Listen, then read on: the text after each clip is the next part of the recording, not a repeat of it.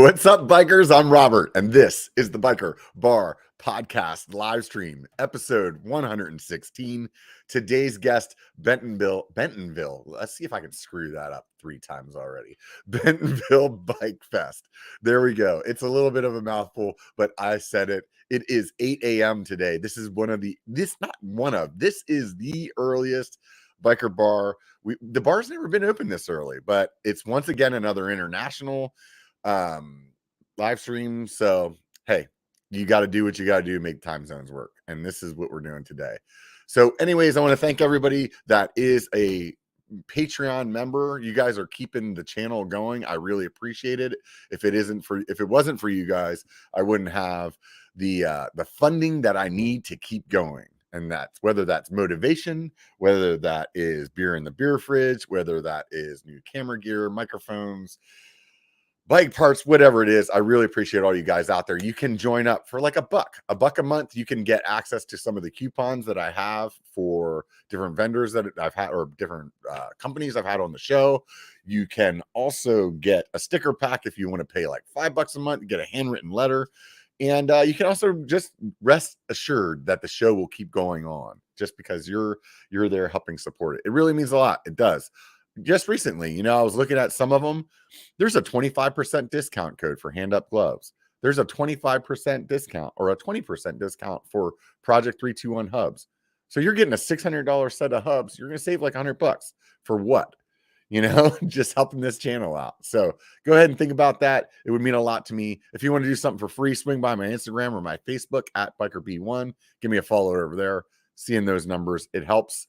Thumbs up if you're enjoying the show as you're watching it, or maybe subscribe. Watching that number grow, it helps me as well. So always a good time when that is happening, when I'm looking and seeing that going on. So today's guest is they have a short time frame, so we're gonna shoot for an hour, and I'm gonna go ahead and bring them back on right now. But before I do that, I want you guys to remember one thing. Please swing by the Facebook and the Instagram and give me a follow. I'm serious. It's not that hard. And it's a bunch of free content.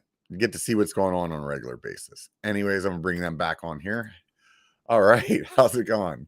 Oh, wait, I got to do this again. Hang on. I got to do this again. Take down. I got to bring them on in the right order. See, you guys that aren't watching, you don't get to see this shit show that I'm doing right now. This is what happens when I just drank my coffee. So good morning, Jessy. Good morning, Kenny. Good morning. How are you? I'm doing great. I am definitely just getting going. But before I walked out here, I said to the lady, I was like, man, I got to get fired up like it's 5 p.m. and not 8 a.m. And well, actually 7 because the time changed last night, right? Yep. Yep. So if Jessy, if you could give a little intro on who you are and how it is that you got into this, and then we'll do the same thing with Kenny, just so people can the people that are listening can understand who's who. Okay. Yeah. Hi, I'm Jessy Hurd. I've been working with Kenny on Bentonville Bike Fest. This is our 2nd year working on this together. My background prior to Bentonville Bike Fest was other festivals, usually retailer-backed festivals. So the Bentonville Film Festival with Walmart and the Kroger Wellness Experience with Kroger. Before that, I did work in the retail space and have a background with CPG product companies and experiential marketing. I'm also prior service Army.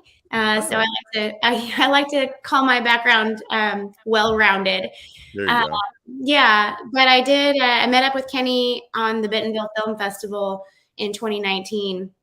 He was working an event, or his own event, called Women Shred, and it was kind of partnered alongside the film festival. So I helped him kind of coordinate that effort, and that was really one of the first experiences that I personally had, seeing the bike boom in Bentonville, especially with women.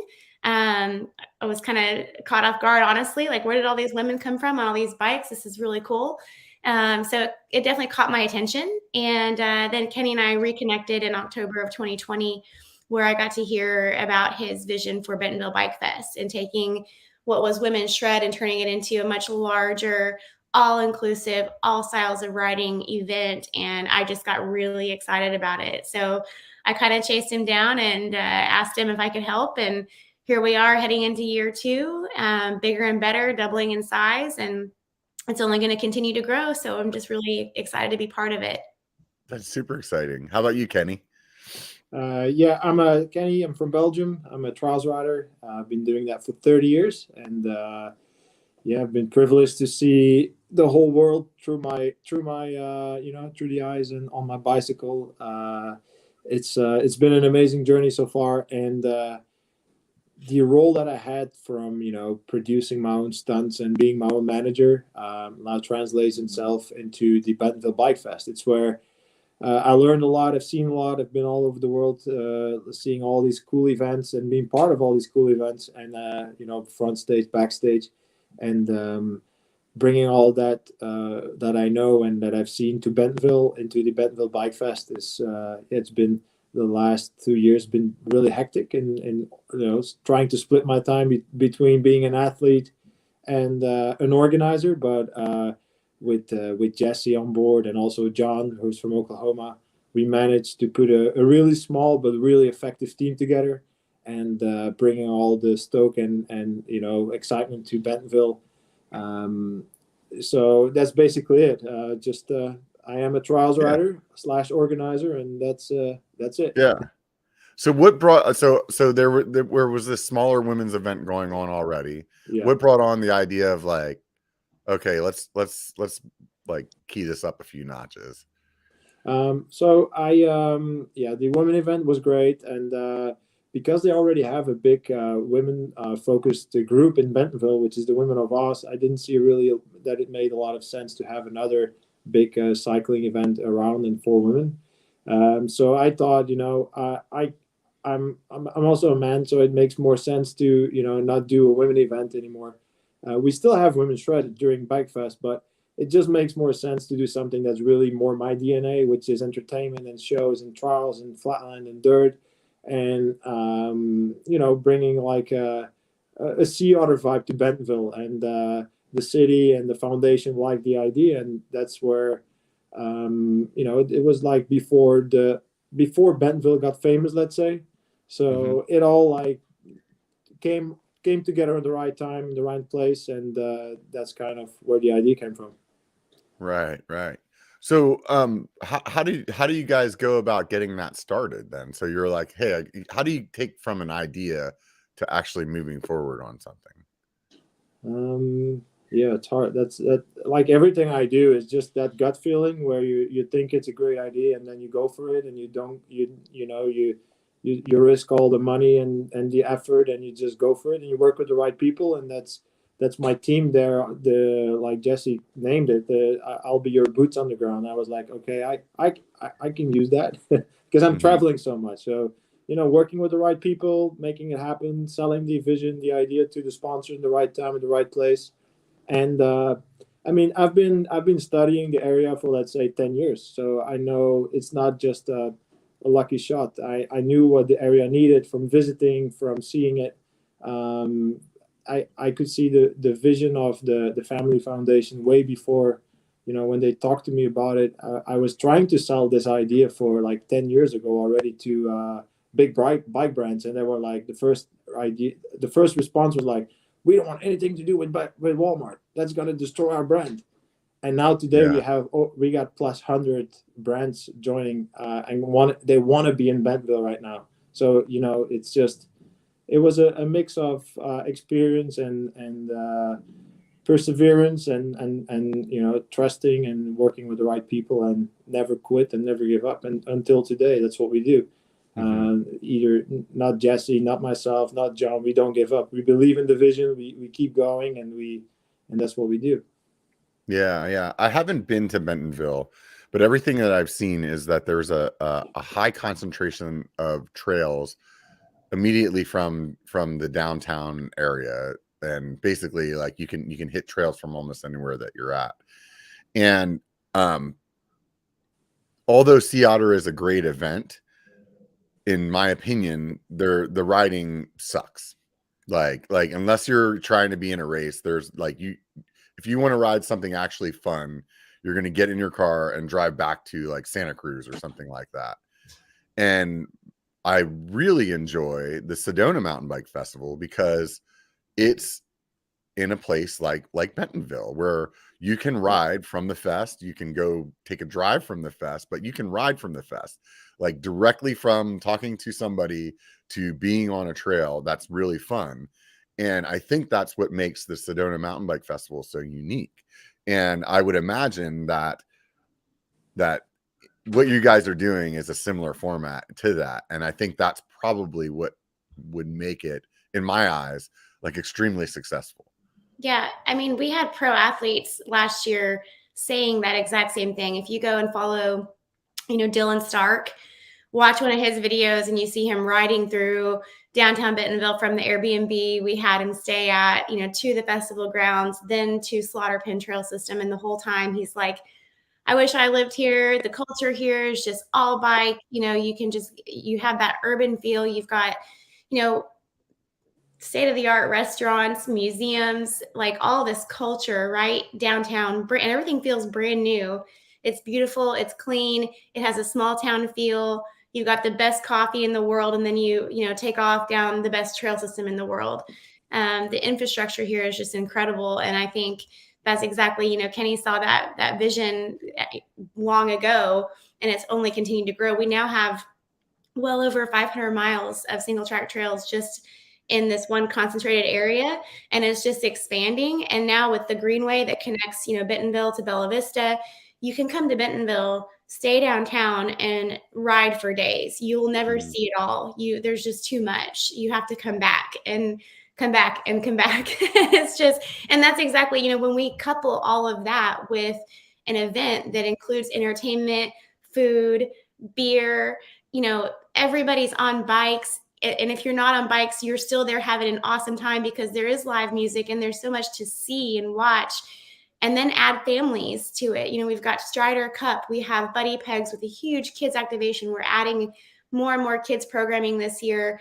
Then you have something for absolutely everyone. So it really is, if you have one event to choose the entire year, it's got to be Bentonville Bike Fest. Yeah. Do you guys charge an entrance fee for people to get in? It's free. It's free. So that's another thing that I think is awesome about Sedona is you can pay, and that gives you access to the demo bikes and the shuttles that they offer. And I think you get like a shirt and a beer mug or something like that. Our demo bikes are free too. Oh, that's awesome. Yeah. So I mean, so you guys like financially are running on what the vendors are paying to be there then. And more so the sponsors. The cost for an exhibitor booth is minimum. So it's that's still pretty low then. Okay. Yeah. Well, that makes it even more inclusive, that it's that much easier for people to come to. So if they're looking at traveling, like let's say somebody like me who's going to get on a plane and fly their bike there and then pay for an Airbnb or whatever, to then have to pay on top of it to get into the event. It's like, it just starts ticking it up, where, I don't know, let's just say somebody going to Sea Otter, for example. I mean, they could end up being a $1,500 trip, where you're like, that's not a quick weekend. No. And I think on top of that, what we provide to our sponsors, because Kenny decided to go all in with pro athletes, and it makes so much sense, right? We bring in, big name pros, incredible talent. These folks are not only out and about at our festival, they're riding the trails, they're conducting clinics, they're endorsing some of the brands and the content that we put out. So you've got a lot of value there for the sponsors, but you have even that much more to drive you to the festival. Like where else do you get to go and ride alongside Carson Storch? Where else do you get to go and actually meet Kyle Strait? It's just incredible to have all this talent, at one place where you can actually meet and engage and see athletes that you've been following for years. Yeah, totally. That's the fun of going to these type of events, is just really being able to like rub elbows with, people that you only see on YouTube or in the magazine or whatever. And that's super rad. Before the show, Jessy, you were telling me that you're from Bentonville, and that you used to work for Walmart. And I'm wondering, what was the perception of the city when the bike idea kind of came to town? Like, I mean, obviously the city was behind it because it happened, but like, was the vibe around town like, what the hell is going on here? Yeah, I think it took a little bit for people, overall to really understand what was happening, to be honest, because, on a day-to-day normal, commute from home to work around, just around town, office meetings, lunch meetings, you don't necessarily realize early on that it's becoming this bike mecca, because the trail building is happening right along the outskirts, right? So I still hit trails today that I'm like, oh, when did they put this here? Because you don't necessarily see it while it's happening. Right. But then when you do start, we had Fat Tire Bike Shop popped up, and then you had Mojo Cycling pop up. And so as these bike shops started to, arrive, and then you see more bikes around town and people commuting on bikes, you start to catch on. There's something a little bit, more going on here. And then it really was just, I think, in the last 2 years, that the Family Foundation has been calling this Bentonville, mountain bike capital of the world, and Oz Trails, hit this big time, momentum, and then Women of Oz, like Kenny mentioned. So it really took a little while. All of this back end work was happening behind the scenes that I don't think all of us really recognize as locals. But then, of course, now you have like the audience here, I think probably is 50% out of towners, folks that have moved here for biking at this point. It's just incredible. Every time I hit the trails, I'm talking to someone who's new, just moved here, or is visiting and shopping for jobs because they're going to move here. We just had a pro athlete move to town. Annika Beerton is now based in Bentonville. You've got Backyard Shredder. He and his family just moved here. Like, all of these incredible names and influencers are now making Bentonville their home base because of, the access, because of the trails, and all the opportunity around biking. Yeah. I can totally understand how that kind of falls into place. Kenny, I'm assuming, like, since you've been traveling around as a rider, you had the option to look at a lot of different places. Like, what drew you to Bentonville? Because, I mean, first of all, mountain bike capital of the world, that's a really bold statement, especially from like Arkansas. Like, nobody knows who Arkansas was like 5 years ago, especially when it comes to mountain biking. You know what I mean? Yeah, exactly. That's in 2013. I visited the place. They hired me to do a demo in the 21C Hotel, which is right downtown. And I was riding for GT bicycles, and the guys at GT were saying, "Oh man, you're going to a weird place. You're gonna, this is gonna be the worst trip," because I was in California and like Niagara Falls, and the next stop was Bentonville, Arkansas. So they were making fun of me. So I got there to the place, and I was like, this place is actually pretty amazing. This hotel is like 5-star worthy, It's like, I had a good time at the party. I was doing like a show at the pajama party with the Waltons. I was like, oh, this is a cool place. And then they told me about the vision for the bike boom. And they said, we want to make this a worldwide mountain bike destination. And I said, I was riding it. I was like, man, they had like 30 miles of trails. I was like, I didn't see how they were going to do it. And then I came back 5 years later. I was kind of in my retirement phase for trials competitions, and I was like, okay, I got to commercialize a little bit my efforts, and I wanted to do more and more NBA halftime shows and like those, the cool trial shows, which are way bigger in America than in Europe. And actually, it was Tom Walton who convinced me to say, no, don't go to Boulder. That was my first idea. I want to set camp there and have, because I had a lot of friends there. He said, come to Bentonville. And I was like, I don't know, man. So I visited the place. He invited me. I coached him. And he showed me all the development they've done in those 5 years that I didn't visit it. And I was like, man, this is next level. Like, like in 2013, I didn't realize the funding they had for biking. And I was seeing what they were doing. And he explained me what they were still going to do. And I was like, okay, this is next level. This is something I have never seen before in the world, because to get approvals from a city somewhere, to build just one trail takes you like probably half a year to get approval. If you're lucky that you're talking to the right person in the city who will approve it eventually. And, today they have sometimes 120 trail builders on the trails, building trails like all year round. So I immediately knew that the statement of mountain bike capital of the world was no joke. And that's what I liked about it. And it's not only that, it's just because the people believed in my vision that I could like bring value to the area. And for me, that was really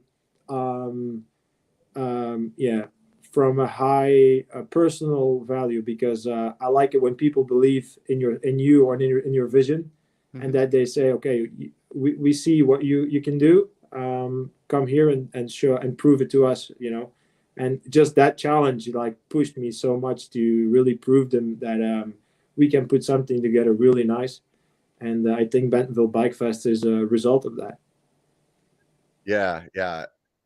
It's amazing, like what they've done there, to be honest. And I feel like it's also like it shows like how valuable that bike industry is, that it could take a city and add so much value to it if you embrace it.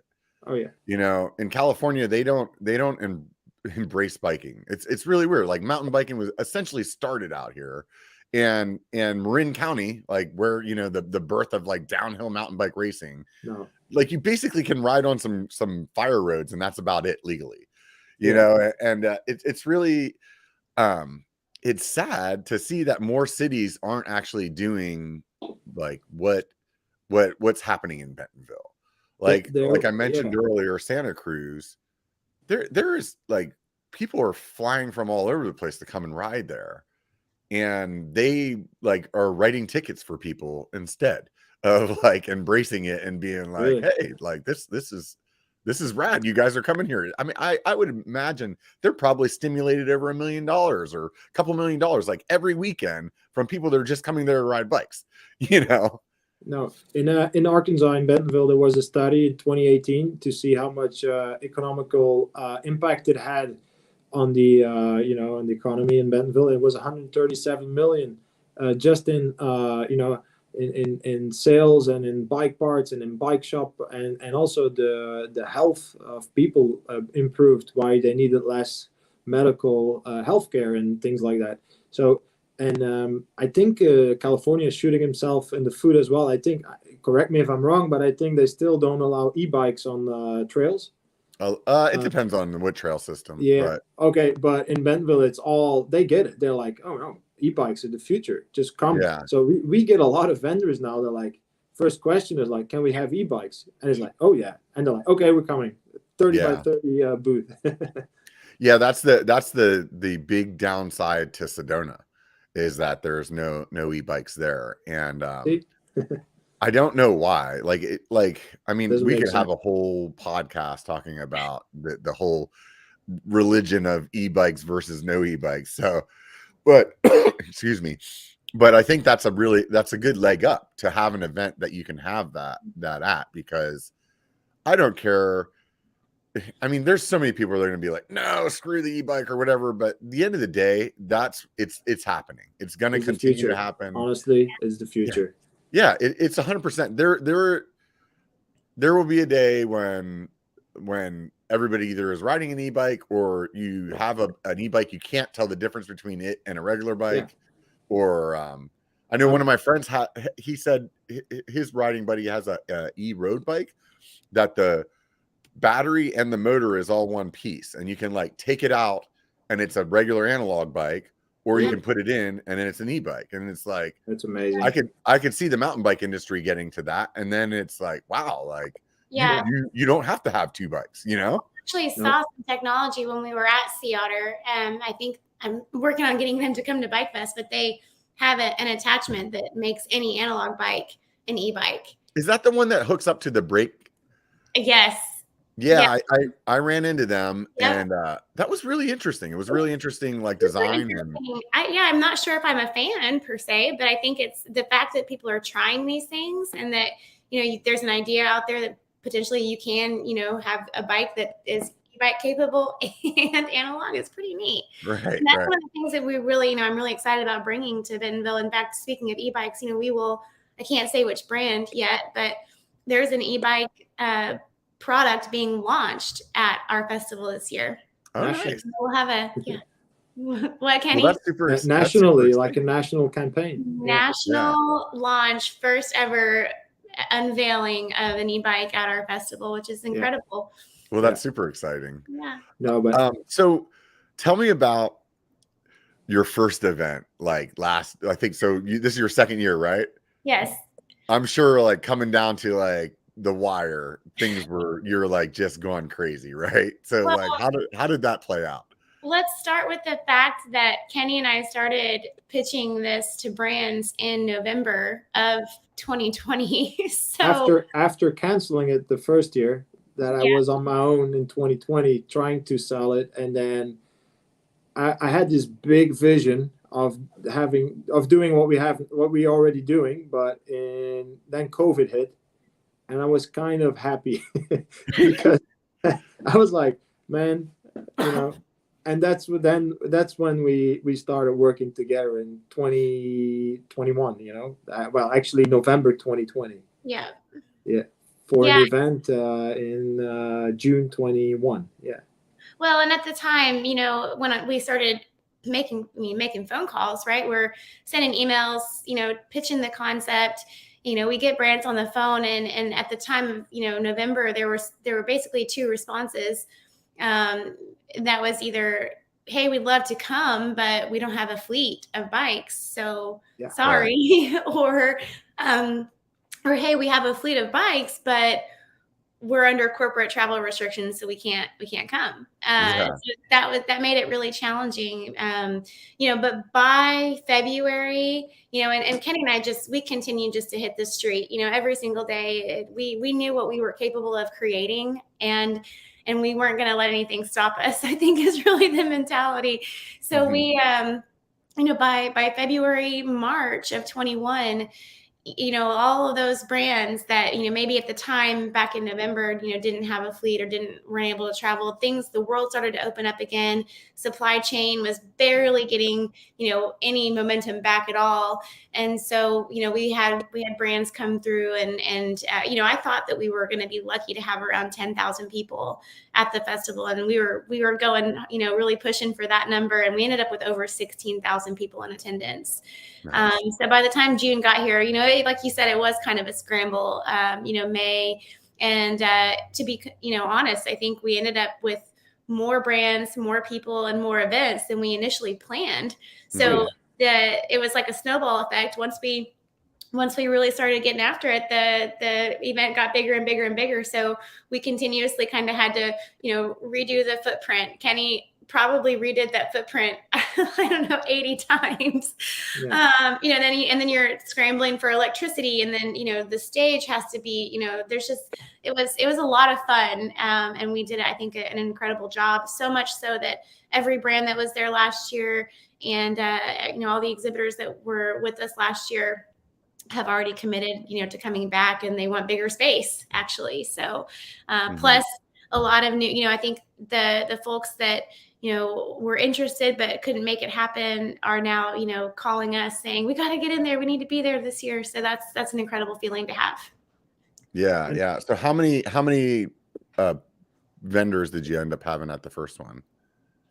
70 last year. Yeah. So it's a pretty big event. I mean, we're at 100 now.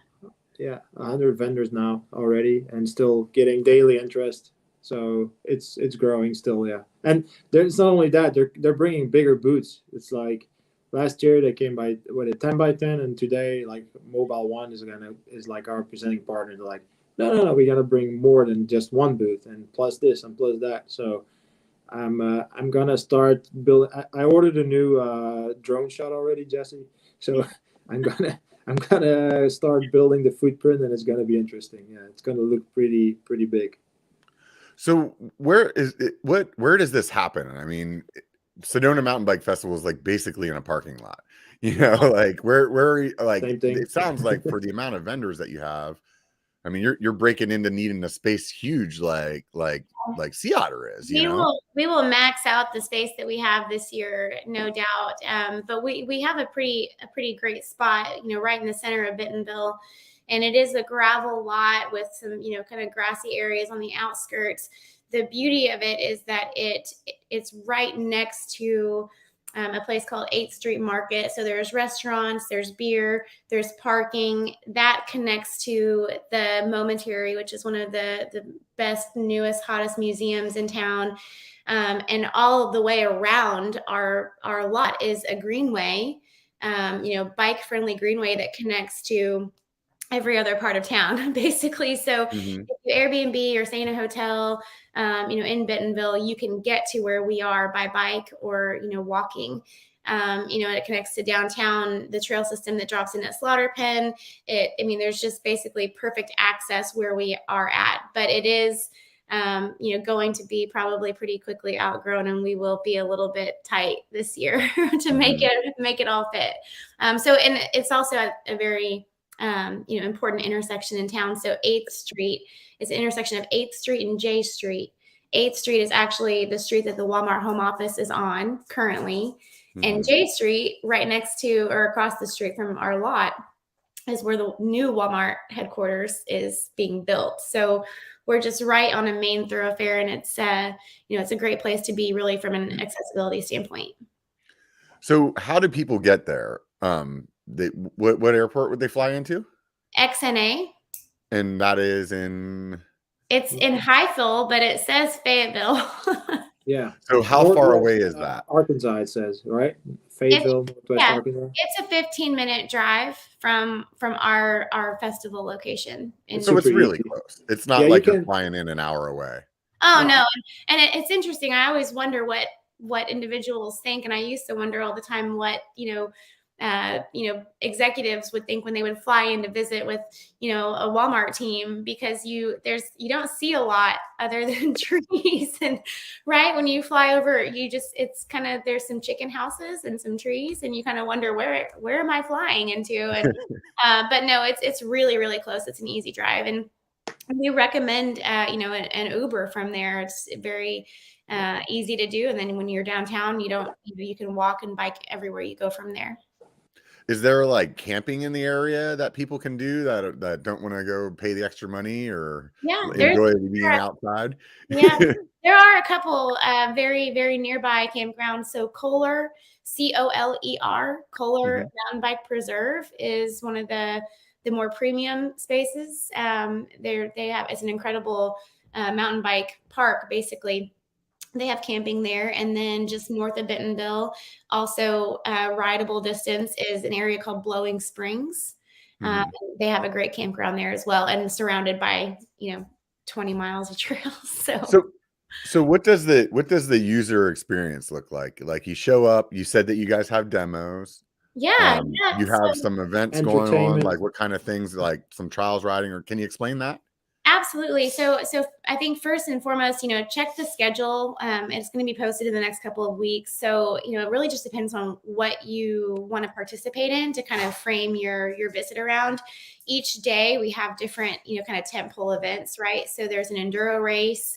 There's a road cycling event. We now have gravel. We have different clinics. So if you depending on what you're coming to do, if you just want to come and ride the trails and then shop the vendors, it's kind of a free for all. Get there for the opening kickoff on Friday, experience the layout, walk around, check things out. But there's different shows throughout. So it's basically jam packed. The schedule, there's really no room. There's no break. We go nonstop between the different events. So there are races that you can register for, and there are clinics that you can register for in advance. I think Kenny's going to release those on April 15th. Is that our? Yeah, that's when we release everything. But it's not only the racing, Bentonville Bike Fest, and that's something I've been booked for NBA halftime shows in basketball where you're like, wait a minute, why a bike in a basketball game? Because it's all about entertainment, right? So Mhm. Bike Fest is also very heavily focusing on entertainment. So that's where the trials comes in, the flatland.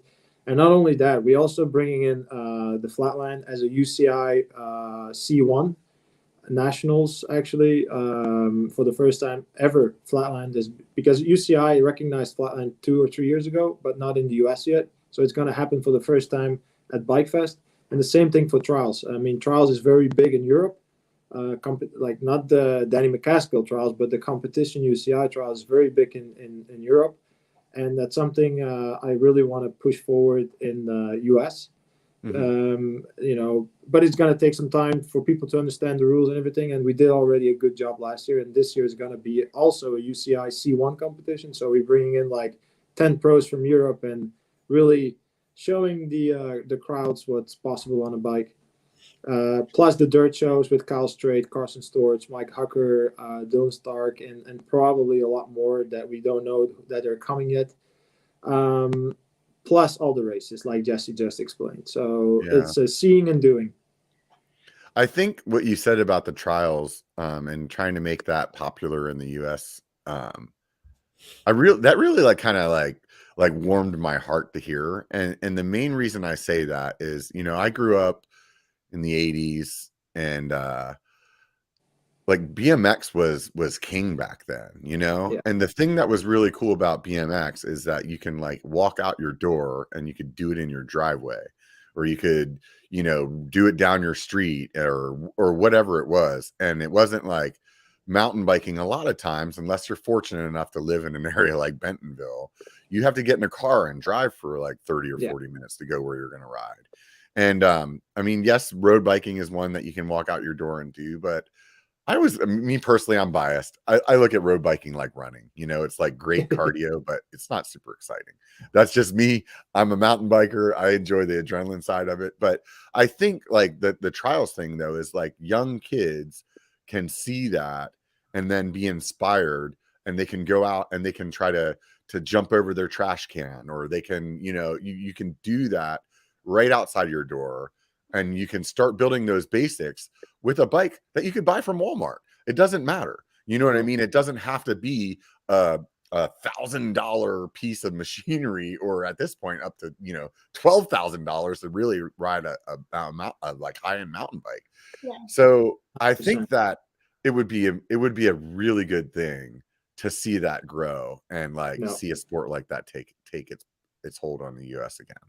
I agree. It's been really big back in the days with Hans Ray and Jeff Lanowski, and I think even it was even part of the X Games at one point. Yeah. But I don't know. It kind of died off. I don't know why. It's weird. In Europe, it's picking up like crazy. There's like here in Spain, we got 5 schools. Each school has like 100 students, so it's really really big here. Every World Cup we do here, it has like 120 riders from 20 countries. And I'm like, come on, man, this is America. They like the cool stuff, So we got to bring it back. And that's one of the visions. And actually, what people don't know is that the people that work for the Family Foundation, they used to set up trials events on the downtown on the square, like in the 90s. So they were the same people like Chuck Woods, who's bringing all the trial stuff. He used to set up trials courses 20 years ago. So it's and longer than that. So it's something that's been in Bentonville, and that we want to keep, and we want to keep building on it. And also, I keep saying it, like trials is the basics of every bike discipline. The reason French mountain bikers, whether it's downhill, cross country, or whatever, are so good, and they win in all these world championships, is because they have to, it's a rule from the French Federation, they have to do trials, downhill, cross country, all in one. And that's why they're such a good riders, and so talented, and basically very technically skilled too.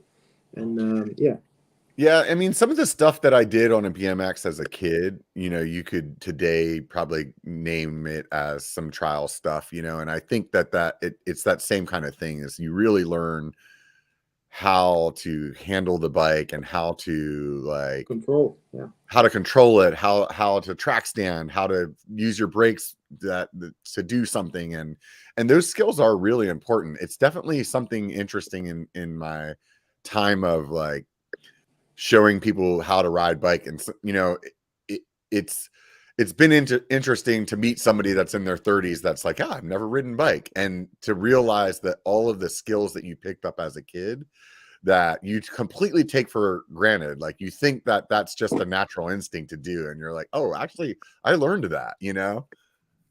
Yeah, that's true. That's it. So what are you guys looking forward to on this event that's going to make it different from last year? What do you think, Jesse? What are we going to do better? Everything the same like last year, but just even better, you know, like run it everything more smooth. No COVID. So it's going to be more, I think, easier for us to make things happen. Because last year we had a lot of travel restrictions. Let's say my team couldn't fly in to help me for the trial. So I was doing a lot of things on my own, and now the team is going to be bigger. But yeah, I think that's going to be better. And like Jesse already said, we have the road event with Rashan Bahati. He's going to lead a road event. We're adding a kids enduro, so that's going to be new. Like the UCI competitions under the UCI flag and everything now. Better and bigger bands, and then Jesse has surprising news with the sponsors, I think. Yeah, no, I think so. You know, my position is wrapped all around, you know, partners and experience. It's my background, and that's what I'm most passionate about. So I think for this year, heading into year 2, it's exactly that. The experience is going to be bigger. It's going to be better. We've got more partners, bigger partners. You know, so I think just the growth is what I'm most excited about, to be honest. Yeah. I can imagine it's kind of like watching something blossom, and before, like, it's like your first year you plant this farm, and then you go through a drought, you know, because COVID just hit you guys or was like up against you. And this year you're like, all right, let's see like what can really happen this year, you know? Well, exactly. Yeah. Now we have a story to tell, you know, so we got to head into this year with, you know, instead of telling, you know, partners what we were going to do, and when they would say, well, what was it like last year? Well, we didn't have that story, you know, going into year 1. It was, well, this is brand new. We'll tell you, know, you got to see it. You have to come with us, join us. And then, you know, now we can actually tell that story. And it's a story that we're really proud of, given, you know, the circumstances that we were up against. So, you know, and I think it's kind of like the light bulb went off, right? Or went on after we were able to see last year be so successful, that now all of the partners and all the other brands, people get it now. They understand that the benefits really are in there with the, you know, free entrance. It is all inclusive, all styles of riding. So there really is something for everyone. And then when you have all of the brands that come in and support, you know, you do get to see that technology that, you know, you might not get to access if you're, you know, riding in Nebraska or Kansas or Colorado. You know, this is an easy access point, center of the US, where you get everything all in one spot. Yeah, I'll admit that I initially thought it was a mountain bike festival, just because I know of all of the mountain biking in Bentonville. And once I realized that it was, you know, road and gravel and trials and mountain biking, it's like, man, you guys are really building something special. And then you're reaching out and really including the families and kind of wrapping it up together like that. I can definitely say, at least to my knowledge, there's not another event that's doing that. You're exactly right. There's not. That's why it is what it is. Yeah, exactly. When everybody bought a PlayStation when I was a kid, I bought a Nintendo just to be different. So when I see another event, I'm like, no, I don't want to be that. I want to be something different and do what, you know, what they don't do. That's adding that, be special. Like it's also riding for Red Bull is the same mentality, you know. Like, how can you change your sport? So every year I got to think, okay, how can I change my sport? So like, how can we change events? Like, okay, make it free, premium, bring the big sponsors on board, And in the future, it's not going to stop. We want to do live streaming. We want to go bigger. We're going to have World Cup events, trials, even flatland. We want to keep growing and growing and growing. It's like, it's nonstop now. What's the weather like there? Hot. Yeah. In so that's June? what it'll be like. Wasn't it your first event was pretty muddy, if I remember correctly?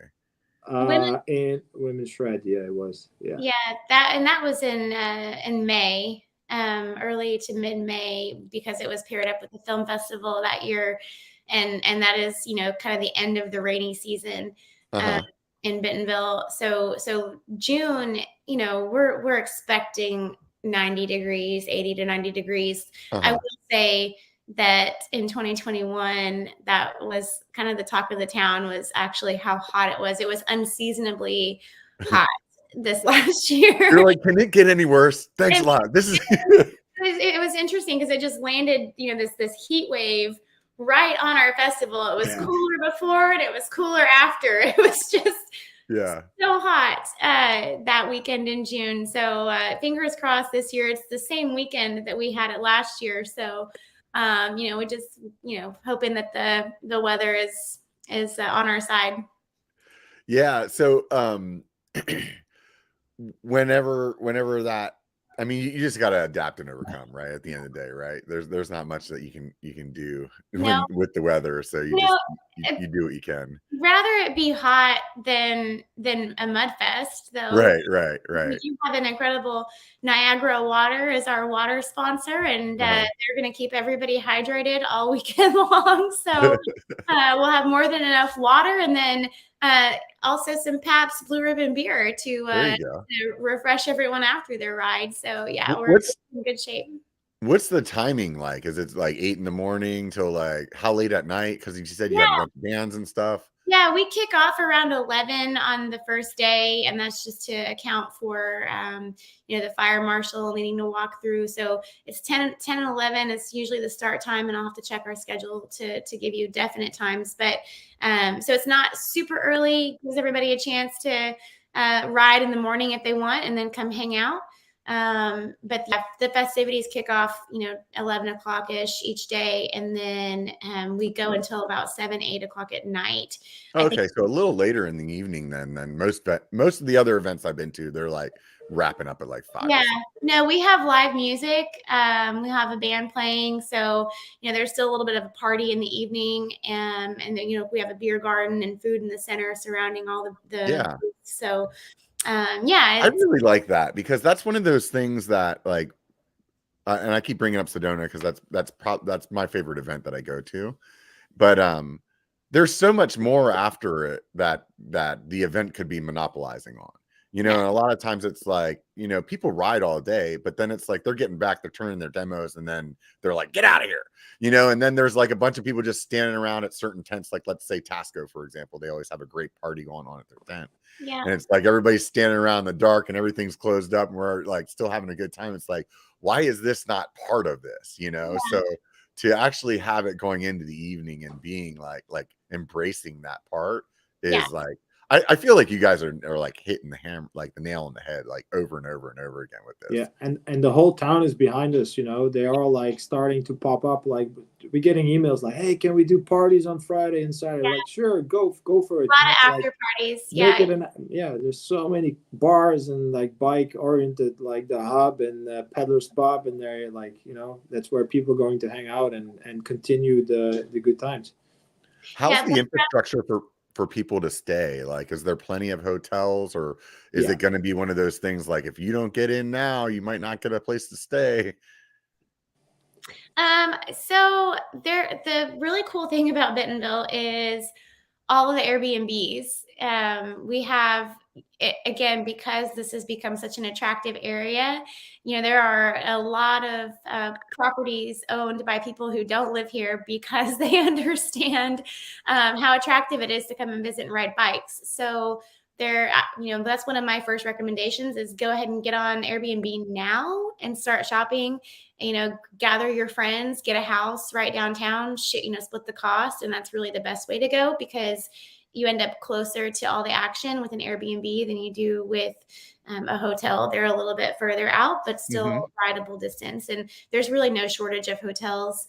Luckily, again, on the weekend that we fall, we're not competing with, any graduation or anything like that. That's another, part of why we are when we are. So we're kind of a standalone that weekend. So there should be, relatively easy to find lodging. And it's Father's Day weekend, so everybody should, give their dads a good treat and, have them race. The kids can race and the women can ride bikes. And if she doesn't ride bikes, you can always visit the museum or, make it a family trip. Yeah.